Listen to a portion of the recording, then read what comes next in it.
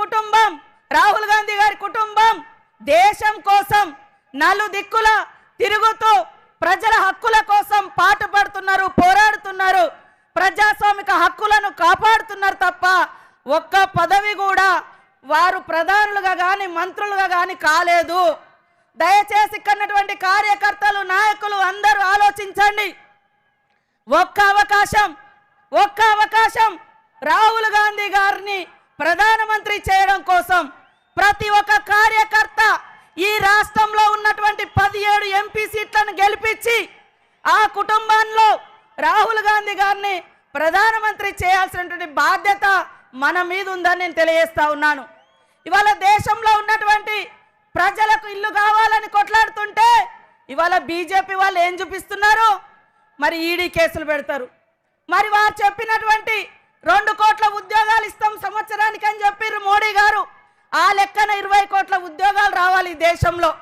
ఉద్యోగాల గురించి అడిగితే అయోధ్యను చూపెడుతున్నారు, అయోధ్యలో ఉన్న రాముని చూపెడుతున్నారు. 10 ఏళ్ల అభివృద్ధి ఏదయ్యా అని మోడీ గారిని అడిగితే ఢిల్లీ నుంచి అభివృద్ధికి నిధులు ఇవ్వడం లేదు కానీ అక్షింతలు మాత్రం పంపిస్తున్నారు. అక్షింతలు ఇంటింటికి వచ్చినాయి కానీ మీరు గల్లీలలో పోయి అడగండి, బీజేపీ వాళ్ళు మీకు ఇల్లు ఇచ్చిర్రా, ఉద్యోగం ఇచ్చిర్రా? మరి ఇంకా జన్ ధన్ ఖాతాలు ధన్ తెరవండి అన్నాడు, 15 లక్షలు ఇచ్చిండా? మరి ఏం చేసిండంటే 10 సంవత్సరాలలో మరి మోడీ గారి పాలన గురించి చెప్తే రాస్తే రామాయణం అంత అవుతుంది, చెప్తే భారతం అంత అయితే తప్ప వికసిత్ భారత్ అంట. వికసిత్ ఎక్కడుందయో మీరు చేసిన విద్వేషపు కుట్రలతోటి ఈ దేశాన్ని భారతీయ జనతా పార్టీ విద్వేషపు కుట్రలతోటి విధ్వంసాలతోటి భారతదేశాన్ని బందీ చేసిర్రు.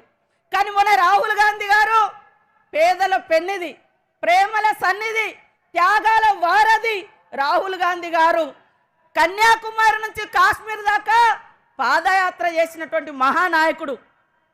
కాబట్టి నేను ఒక్కటే అడుగుతున్నా, ఒక్కటే విజ్ఞప్తి చేస్తున్నా మీకు అందరికీ, ఒక్క అవకాశం. ఇక్కడ కూర్చున్న వాళ్ళకి ఎంతో మందికి అవకాశాలు రావడానికి కారణం ఇందిరమ్మ కుటుంబం.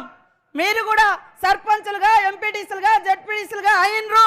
రేపు ఢిల్లీ ఎన్నికల తర్వాత జరిగేది మీ ఎన్నికలు, గల్లీ ఎన్నికలు. కాబట్టి ఖచ్చితంగా 34 ఏళ్ల తర్వాత ఒక్క అవకాశం రాహుల్ గాంధీ గారికి ఇచ్చి ప్రధానమంత్రి చేయడం కోసం ప్రతి కార్యకర్త, నాయకుడు కష్టపడాలని కోరుకుంటూ కాంగ్రెస్ ఇచ్చిన ప్రతి వాగ్దానం అమలవుతుంది. అధికారం పోయినటువంటి అసహనంతో బీఆర్ఎస్ నాయకులు మరి పిచ్చి వాళ్ళ లెక్క మాట్లాడుతున్నారు. నిన్న బీజేపీ నాయకులు కూడా మరి రోడ్డు మీదకి వచ్చి ధర్నాలు చేస్తున్నారు ఇవాళ రైతుల కోసం. అయ్యా, మీరు కార్పొరేట్ కంపెనీల కోసం, బహుళజాతి కంపెనీల కోసం, రైతాంగ వ్యవసాయాన్ని ముంచడం కోసం నల్ల చట్టాలు తీసుకొస్తుంటే వాటికి వ్యతిరేకంగా పోరాడుతున్నటువంటి రైతుల మీద కాల్పులు చేసింది మీరు.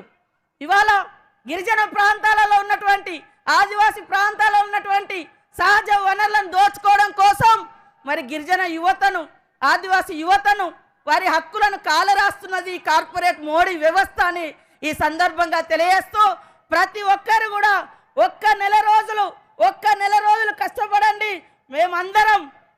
మేమందరం 5 సంవత్సరాలు మిమ్మల్ని అందరినీ కంటికి రెప్పలా కాపాడుకుంటాం, రాష్ట్ర ప్రజల్ని కాపాడుకుందామని ఈ సందర్భంగా తెలియజేస్తూ నాకు ఈ అవకాశం కల్పించిన మీ అందరికీ నమస్కారాలు, ధన్యవాదాలు. జై కాంగ్రెస్.